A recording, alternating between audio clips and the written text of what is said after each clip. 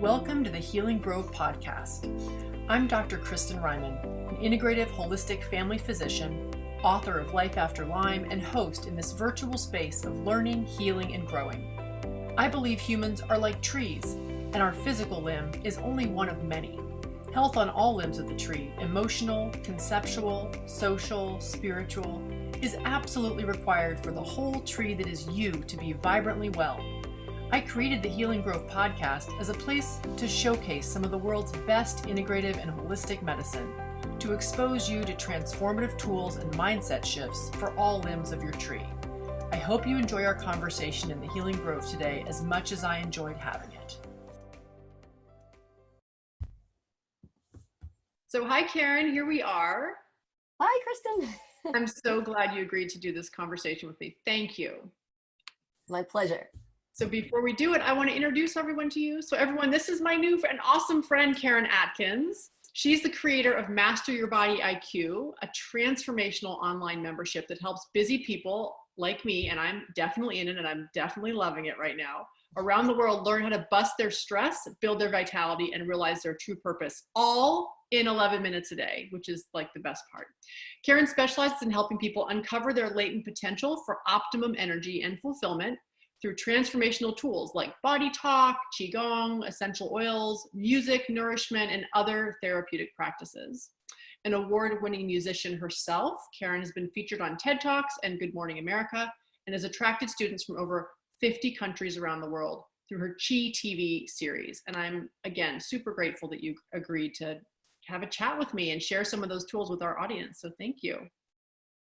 Absolutely. Hi, everybody. Great to be here. So before we get into it, I want you to tell us a little bit about you. Tell us what brought you into the healing sphere, and what parts of your journey are you really kind of learning from still and bringing to bear on what you do for other people? Great question. Well, I think like a lot of people in the healing space, we get in it to heal ourselves, and that was definitely my case. I had a lot of health issues as even a young child, that I don't even know if I fully recognized the ones that I was when I was younger, because I was always getting different, health challenges. But in my teens is when it really started to come out. And then in my 20s, when I started out as a professional musician, that's when everything started to just implode on me. And all of the things, all the imbalances that I had lived with and sort of down through most of my life started just popping up. It's like a game of whack-a-mole.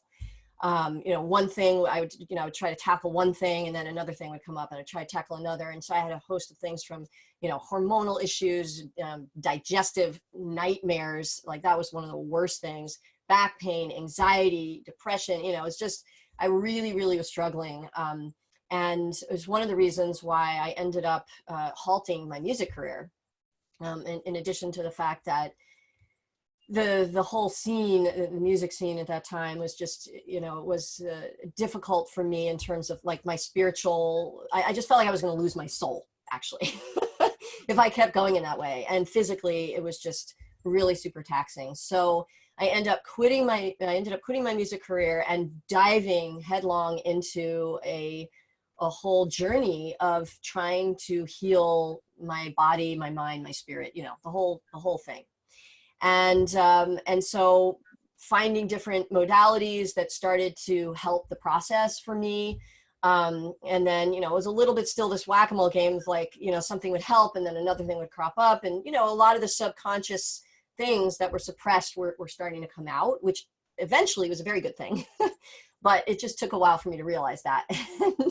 And so, I was struggling with it all. And then I think one of the first, I tried like every single healing tool you could possibly imagine. I mean, whoever, has been on that journey themselves, and especially if it's mystery illnesses, because that's what I think a lot of these common illnesses these days in the modern world, or, you go to a doctor and it's not a broken bone, like they can't say, oh, this is the problem and let me fix it. But they try, and then, or they say, oh, you're just crazy, or, it's just, you're anxious, take this pill, which I wouldn't do. So the Western approach didn't fully grab me. And so all these alternative approaches were really what started to give me the most support. And then, so Chinese medicine and acupuncture were, one of the first things I delved into, the Alexander technique and the cranial sacral therapy. And then I got into osteopathy and chiropractic. I mean, therapy, the whole deal. So, and then they all helped, but my health was still like a little bit fragile. And so at one point I met this shiatsu practitioner when I was on vacation in Hawaii. And he helped me heal with a bunch of stuff. We became good friends, and he started giving me herbal remedies to take and things like that. And then one day we were conversing, and he had just gotten his doctorate in acupuncture. And he says, I said, well, how are you doing your practice? And he goes, well, I'm not using that many needles anymore. I said, well, what are you talking about? He goes, well, bodies don't always ask for needles if you know how to ask them. I well, what are you I was like totally Greek to me at this point. And he said, I learned this new system that helps the body to tell you what it needs.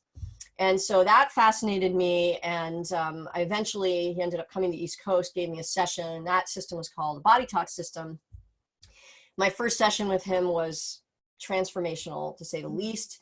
And then I ended up, like all these things actually started to heal very, very quickly. Then I flew out to California to take the training with him to learn. And then from there, everything those 4 days were probably the most transformational healing 4 days of my life. And I came back to New York City where I was living and was like, everybody needs this, So I started tapping on people on the street everywhere, and expanded that to build a huge Body Talk center. I started teaching it shortly after, about a year and a half later, and then opened up a center and got so excited about that, was traveling around the world healing everyone, and burnt myself out again. Surprise, surprise. And then surprise. And so I was like, something's, not right here. And just around that time, I met a Taoist qigong master teacher, and he was actually teaching at my center. And I'd kind of been too busy to go. And finally, a year after he'd been lecturing there and doing class, I finally got my butt to the class and had my eye open to something that I had never heard of before, never knew existed, something called primordial qi. And when I started not just hearing about it from him, because actually it was, I started experiencing it through the energy of the movements that we were doing and the techniques that he was teaching us and all of that. And then I started to understand, okay, we have this basic life force energy that we're all born with. And what the heck, we're not taught how to build it and how to make it stronger so we can have strong immune systems and healthy lives and be optimistic and positive. No, we're actually taught how to deplete it. I mean, what the heck is up with that? So that was just like a huge eye opener for me. And I started to immediately feel the energy and all the things, because I knew, I mean, at that point I had already studied about 30 or 40 different healing modalities, so I knew it all. You're right. I knew it all. And yet I still had depleted myself to the point where, even though I wasn't sick per se, I was definitely on the verge of getting there again. And I was really burnt out and my adrenal glands were shot to hell. So I had to figure out, how am I going to rebuild? And I said, this really feels right. And I started training intensively with him. And, in a relatively short order, started building my energy back to the point where I felt better than I had when I was a teenager, And so I said, this has got to be, I've got to share this, and I mean, I was already teaching a lot of other things, because after doing Body Talk and learning these other systems, I started incorporating them into what I was doing. And so eventually what happened was I actually closed my center down, packed up my bags, moved out to California from New York City, and overlooking this beautiful mountain here, Mount Tamalpais, in just north of San Francisco. And I started rebuilding my energy and kind of rethinking what I'm here to do, because I love teaching, I love helping people heal, but I really needed to incorporate this new understanding of vitality and what that means for our overall health and well-being, our longevity, our resilience. All of those things were so critical in how we could not only heal from disease and illness, but also avoid it. And then around the same time, all my creative energy started exploding again. And after almost, at that time it was about 15 years, I started playing music again. And it was almost like my life and all the energy was like, you've got to do this. And I just started exploding with music, and then, recorded an album in a very short period of time, set it aside for a little bit again. And then just a few years ago, it was like I could see how all these pieces were coming together, and I started incorporating the music into the healing stuff that I was doing. I learned about recording music in certain healing frequencies, and how that could be helpful. And so about a year ago, or a couple of years ago, I said, okay, I really need to. People were asking me, for more concentrated, consistent support in terms of what I was doing, and I decided to put this program together called Master Your Body IQ, which incorporates all of these different tools that I had learned in a way that we can not only build our energy and not only maintain it, but also recognize where we're leaking it, and to avoid draining our energy, to avoid depleting our life force, because we are born with this certain amount, and not everybody has the same amount. That's kind of the issue. Is that if you had, let's say, your parents were like not well and they had you, or they were older, or some other issue had gone on, that you could actually end up starting out with less. And so even more important for you to caretake what you have and make it grow. Right. So the program that I put together is really, and just everything that I teach is really about helping people to be more consistent, and building that life force helps you also be more consistent, right? Because a lot of times people, they have all this enthusiasm and then they peter out because they don't have the vitality. And so it's chicken or the egg, but it's actually possible to, with very little, to do a little and actually accomplish a lot. And so that's really what my mission in life is. I feel, in addition to playing music, and I just love doing that too, is to really help people kind of turn around their energy so they can turn around their lives and feel as good as I do. Like, I don't want to be the only one who feels as great. Who are you going to hang out with? Like, no one can keep up with you. Well, that's why I have a lot of friends, it's just like one every few hours.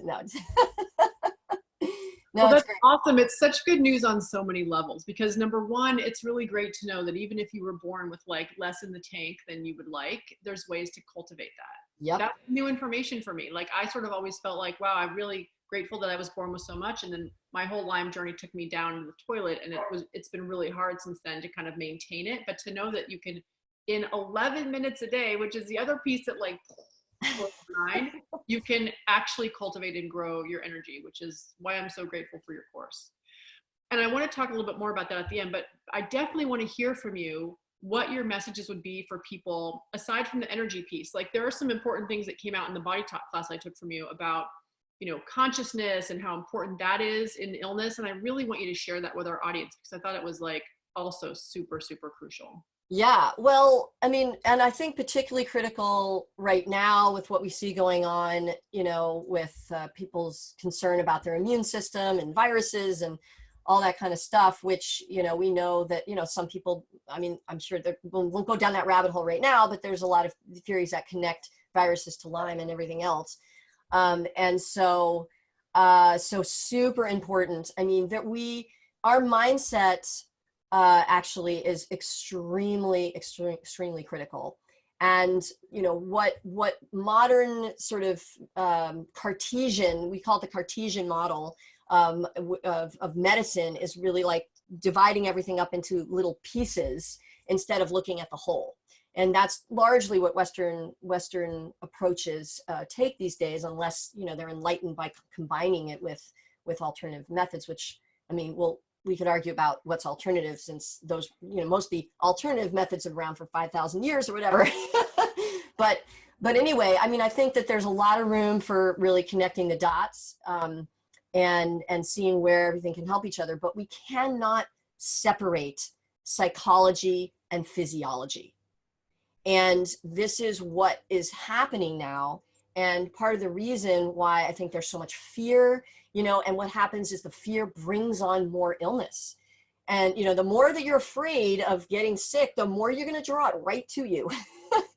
And so, you know, it's hard though, because I mean, if people even, I mean, I don't recommend for people to spend much time watching the news. You know, the media can be very misleading. But you know, a lot of times we can't help. There's certain things we have to do. We have to live in the world. And so how do we manage those kinds of experiences and the emotions, the underlying, often subconscious emotions that are going on? And so what is really important is to cultivate the two simultaneously, the consciousness and the physical.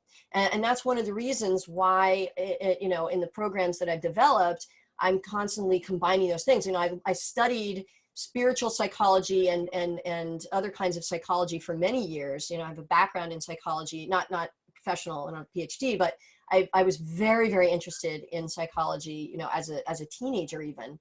And then studied bioenergetics and a lot of those kinds of philosophies, and actually did workshops with people over the years with that. So I really had a foundation in the mindset piece.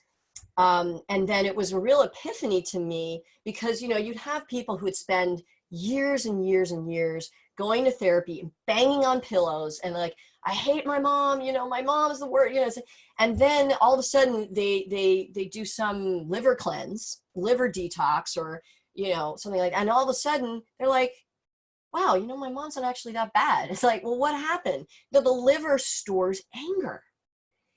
And if they had, and could be, you know, maybe they had an experience, maybe they didn't even have such a bad experience, but they had hepatitis when they were a kid and their liver got irritated.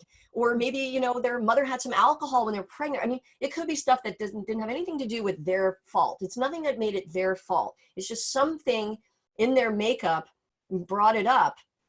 And so we need to help to balance those things. So if you can find the underlying factors to consider, what are these contributing factors that are causing these emotions, and you can start to release them, it's amazing what will happen, both physically and psychologically. You know, so it's like all that banging on pillows and your mom's like actually kind of cool. And you know, because all of a sudden your liver is healthier. And so there's that factor and those relationships with every part of our body. Every single part of our body has a consciousness that relates to its job description. And if we can start to kind of have a multi-pronged approach to how we address those things, then we can start to pull the things up that are hidden in the subconscious and move them out without necessarily having to relive the experiences. Because I think that's one of the things that I was taught, you know, from my psychological background.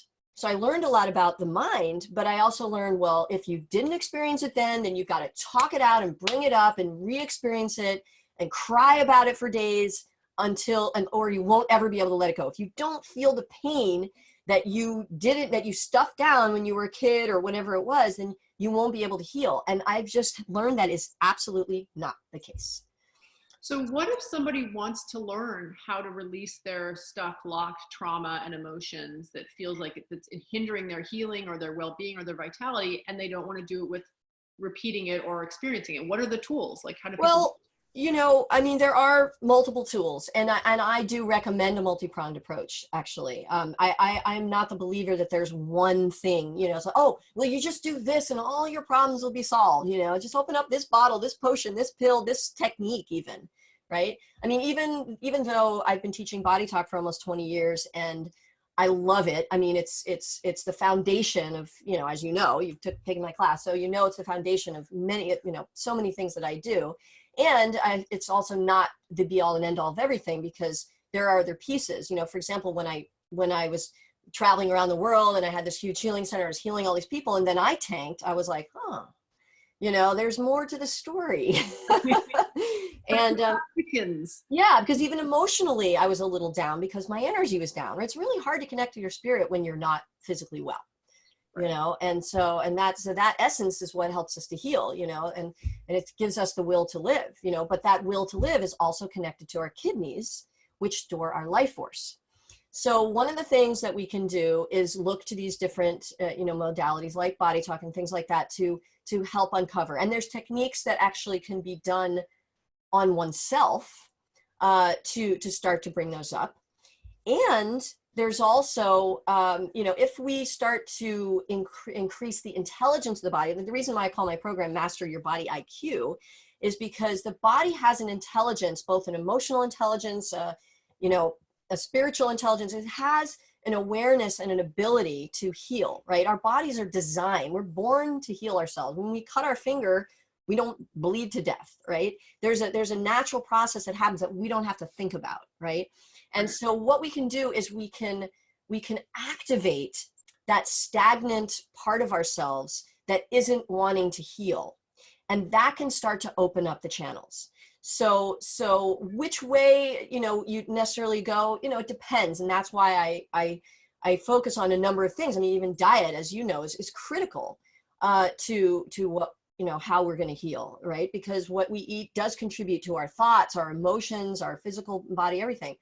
So taking that multi-pronged approach allows us to be able to, a number of things. First of all, feel less fear, right? So one of the things is as you activate the energy in your physical body through different, routines and movements that can be taught, that I teach, that helps to move, let's say, for example, the energy along the meridians. So meridians are these, most people have heard of them now in Chinese medicine. They're like rivers of energy in the body that happen to be connected to our different organs.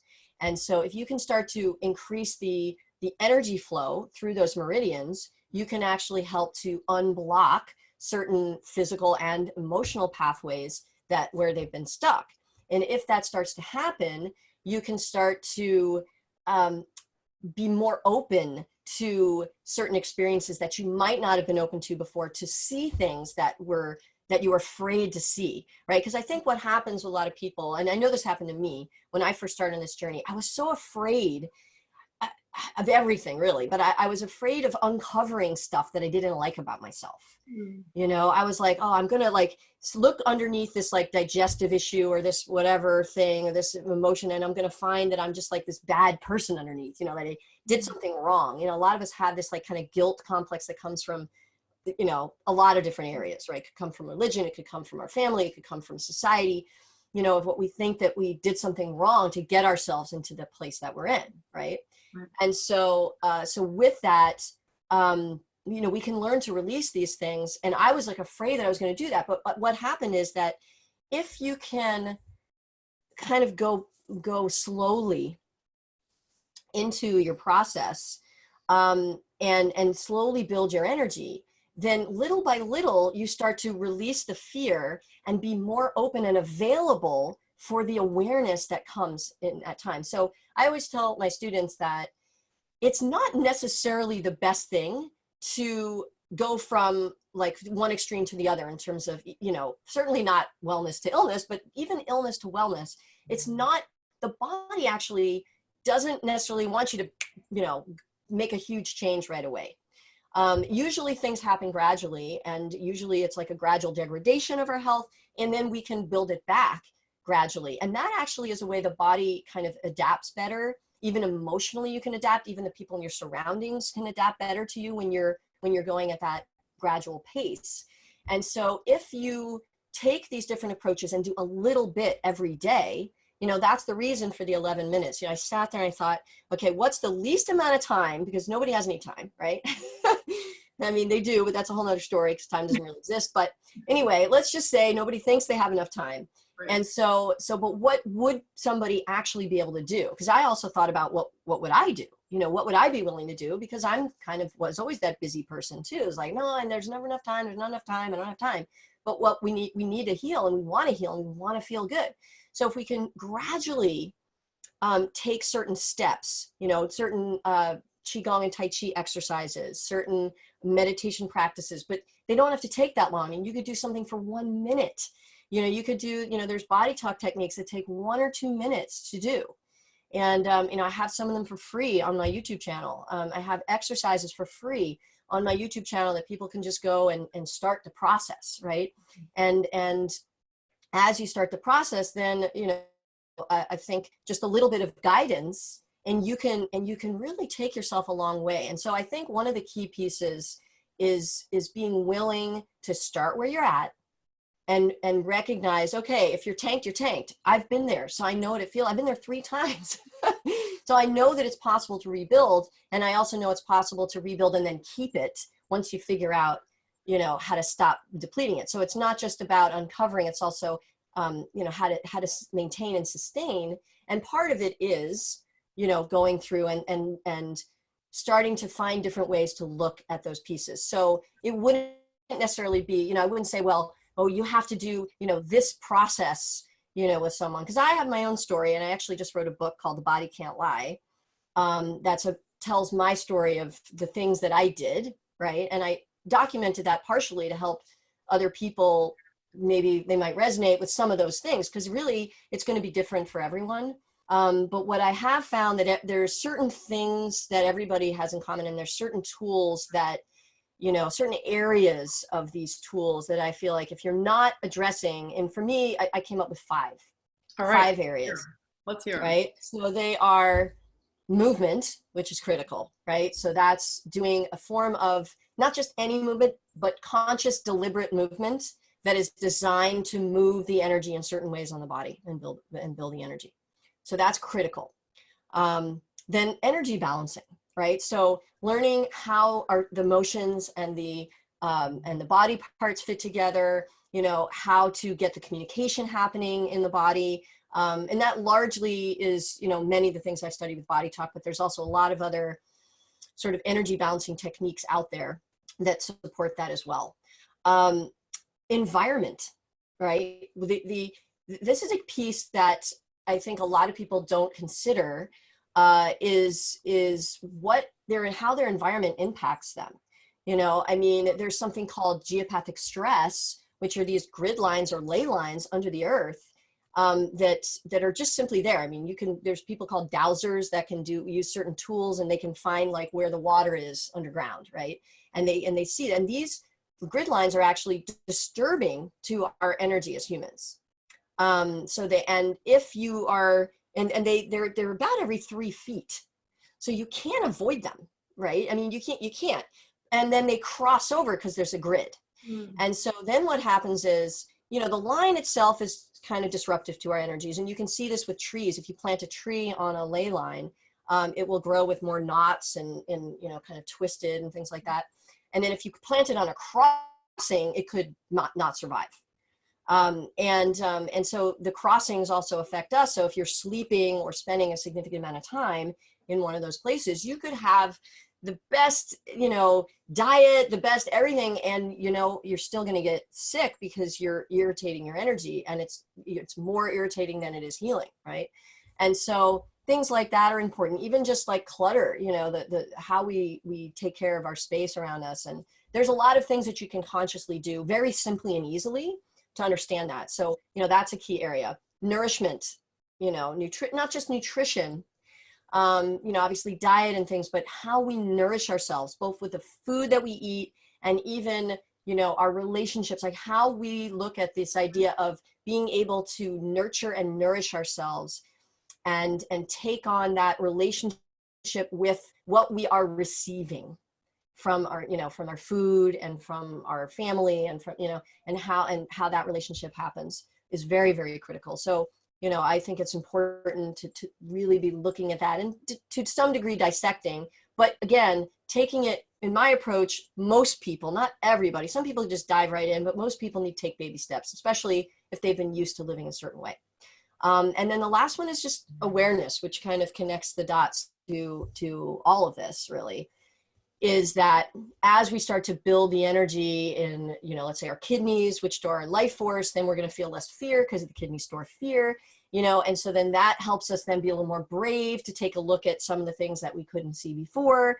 And then it's like, okay, now I've taken that step and I've seen that, that wasn't so bad, actually, like, wow, that was actually kind of a fun process, or I did this little exercise, or I did this meditation, or I sat outside talking to a tree or whatever. and I feel better now, you know, imagine that. And so just creating a structure for ourselves to become more aware, and using certain tools to recognize our behavior, recognize what we're eating. So awareness kind of fits, you know, it's kind of its own category, and then it also kind of connects the dots with everything, you know, awareness of how we move, awareness of what we're eating, awareness of our environment, awareness of, you know, our energy levels and how somebody's energy is affecting us, right? I mean, a lot of times we take things on, we can walk in a room, and I mean, I'm sure everybody has experienced this. You walk in a room and somebody just feel like like sad or angry, or, you know, like something, you're like, what is up with that?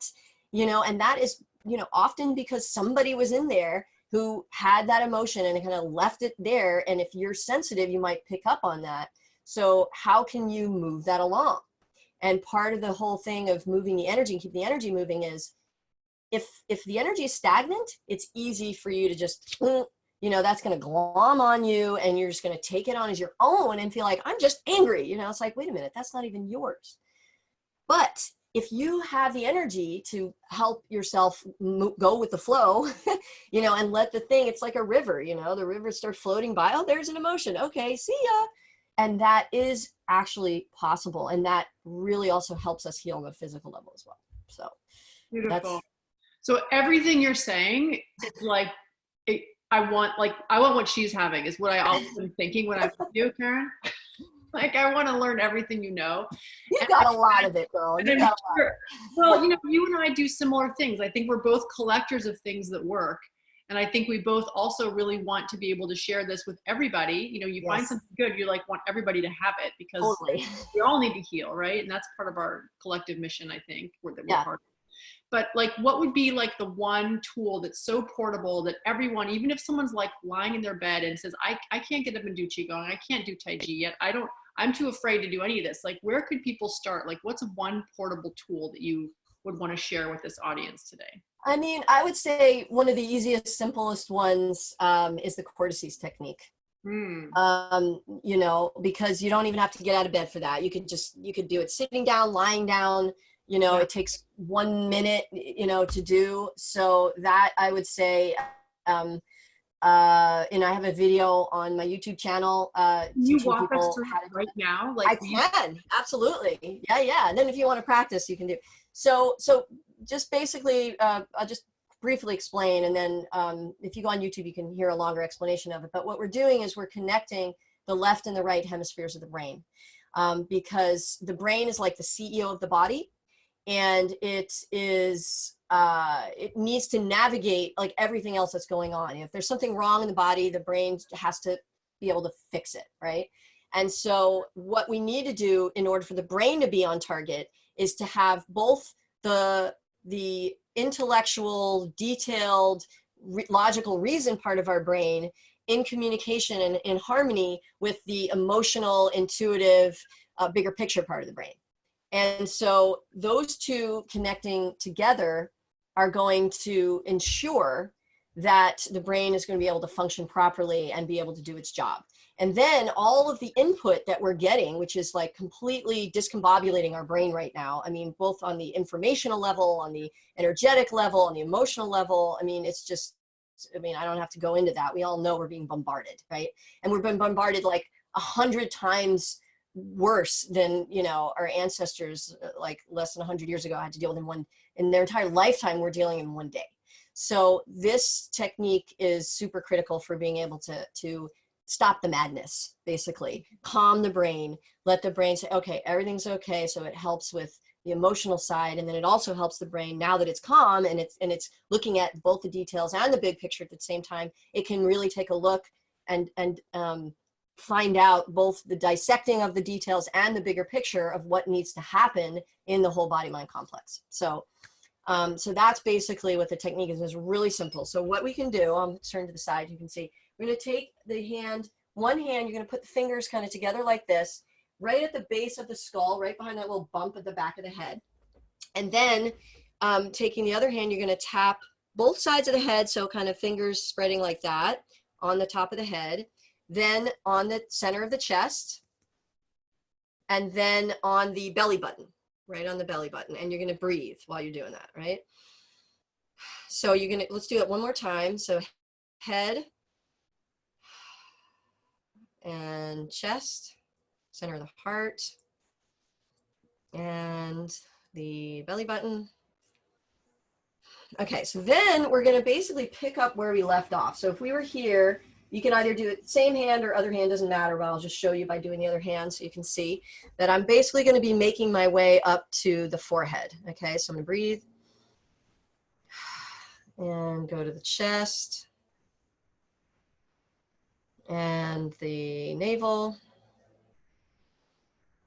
Should we be thinking anything in particular while we're doing this, or just breathing? You know, it's a good idea to think about just the connection between the left and right sides of the brain, right? And then just updating the brain's picture of the whole body-mind complex, right?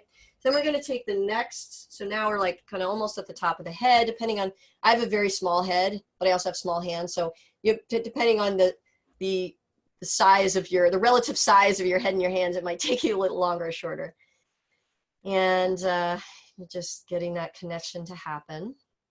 And you can, I'm showing you to do this 2 times with each tapping. You could do it 1 time, you know, if you were in a bit of a hurry and you really wanted to do it. So the main thing is just to do it at least once in each position.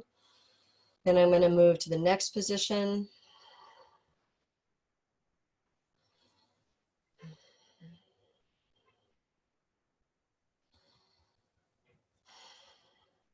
And the breaths here, we call them exaggerated breaths instead of deep breaths. So it's not like a long, slow breath. It's more like, because when you breathe, it actually sends a message to the brain to scan all the frequencies of the body. The brain can actually see, you know, when you exhale, it sees all the lower frequencies. You inhale the higher frequencies. So like lower would be like bones and dense organs, and the higher frequencies like emotions and chakras, if you believe in things like that. So that the higher frequencies. And so it's able to really take a look. And so that the breathing is going to help with that. And so we're going to go all the way up to the eyebrows. Like there's brains all the way up to there. I mean, I don't want to miss a spot, because we actually do a lot of our thinking at the frontal lobe of the brain. So that's good to do that. And then from there, we're going to take the hands to the side of the head. And we're just going to hold there for a minute. So not a whole minute, but, and then I like to tap with both fingers here, because it's a really actually also very healing to put your hands facing each other. There's a whole other healing process that happens that when you put your palms together, something called the 0 point field creates like a universal vacuum of healing energy. So I always like to keep my hands there as long as I can. And then I'm going to take one off. Now I've already tapped the head with both my hands on either side. So now I'm going to tap the chest and then the navel. And I'm still thinking about the connection between the hands, even though obviously one of them has been taken off. And it doesn't matter which one, right? It doesn't matter if you take the left or the right off. It's okay. But I just like to, in between, I just like to hold them there. And you know, we also have underneath, so this technique is called balancing the cortices, and cortices is plural for cortex, right? The cortex layer of the brain is like the outer layer of the brain. But when we balance this, we're also balancing the other parts of the brain. So we have underneath the cortex, we have a part of the brain called the limbic system, the limbic brain, and that's primarily responsible for the immune system and our emotions. They're very tied together also. Which is another reason why right now, with everybody being so concerned about keeping their immunity up, this technique is the bomb. It is the bomb for that. I mean, I would do it, and I have been doing it. You know, I would do it daily, even twice a day. You know, it's also great for if you're trying to fall asleep at night. You know, helps just calm the whole nervous system, right? When we have a stronger nervous system, we have a stronger everything. So yeah. Thank you so much for walking us through that. And thank you just for your time, and what you're doing in the world is so important. And I'm super grateful for you. Well, I'm super grateful for you. I really love being here. And like you said, I really love sharing this stuff. So, you know, anyone wants to reach out to me, my website is karenatkins.com. And my YouTube channel you can find. And you know, we'll be doing the Master Your Body IQ program We put together a 5-day challenge that's free for people to do. So anybody who wants to like get a taster and really dig in to what the kinds of things that I'm sharing, I'd love to have you join us. So this is so much fun. Love talking to you, Kristin, and just thank you so much for what you're doing in the world. It's so needed. Thank you. Awesome. All right. Have a great rest of your day, everyone. Okay, you too. Bye, everyone. I hope you enjoyed this episode of the Healing Grove podcast. If you liked it, please be sure to like and subscribe. And if you want to deepen your experience further, consider grabbing a copy of the Healing Grove playbook. With journal prompts for this podcast and 41 others, it's the perfect place to record your learnings, keep track of the tools you explore, and reflect on your own experience. Finally, it's important to mention that even though I am a doctor, nothing you hear on this podcast, whether from myself or my guests, constitutes medical advice. Any intervention you try should always be discussed with and supervised by a trusted member of your own healing team. Thanks for listening, and see you next time in the Healing Grove.